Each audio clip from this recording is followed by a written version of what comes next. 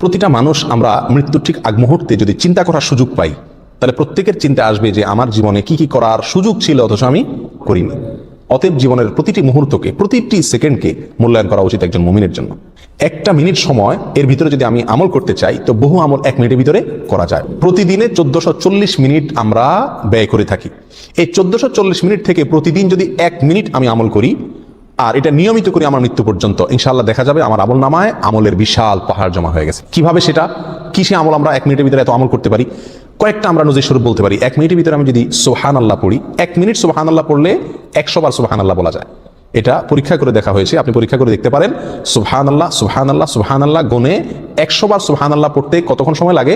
সর্বোচ্চ 1 মিনিট সময় লাগে। 1 মিনিট আপনি 100 বার সুবহানাল্লাহ পড়তে পারেন। আর 100 বার সুবহানাল্লাহ পড়লে কি হবে? সহিহ মুসলিম হাদিসে আছে, নবী সাল্লাল্লাহু আলাইহি ওয়াসাল্লাম বলেছেন, কেউ যদি 100 বার সুবহানাল্লাহ পড়ে, আল্লাহ সুবহানাহু ওয়া তাআলা তাকে 1000 নেকি দান করেন।